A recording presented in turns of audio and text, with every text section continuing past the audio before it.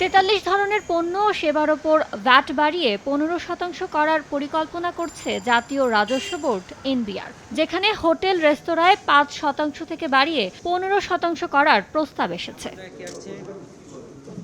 ভ্যাটের এই হারকে অযৌক্তিক দাবি করেছে রেস্তোরাঁ মালিক সমিতি। বৃহস্পতিবার রাজধানীর একটি হোটেলে আয়োজিত সংবাদ সম্মেলনে সংগঠনটির নেতারা বলেন, নতুন ভ্যাট হার কার্যকর হলে চরম ক্ষতির মুখে পড়বে তাদের ব্যবসা। বর্তমান দেশের অস্থিতিশীল বাজার পরিস্থিতিতে হঠাৎ করে ভ্যাটের হার ৩ গুণ বৃদ্ধিতে আমরা আতঙ্কিত, দিশাহীন ও শঙ্কিত।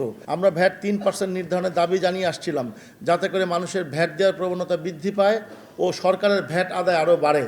আমরা মনে করি ৭০% রেস্তোরাঁ এখনো ভ্যাটের আওতার বাইরে। রাজস্ব বাড়াতে ভ্যাটের ওপর চাপ না দিয়ে আয়করের আওতা বাড়ানোর পরামর্শ দেন তারা। এ সময় এনবিআর এর কর্মকর্তাদের বিরুদ্ধে দুর্নীতির অভিযোগও তুলে ধরেন সংগঠনটির নেতারা। এনবিআর এর কাছে আমরা ৫ বছর যাবৎ চিঠির পর চিঠি যে ট্যাক্সেশনটা ইজি করেন, একটা সহজ প্রক্রিয়া ট্যাক্সেশন করেন, আমরা প্রতি মাসেই ট্যাক্স দিয়ে দিই, যেহেতু আমরা ক্ষুদ্র উদ্যোক্তা।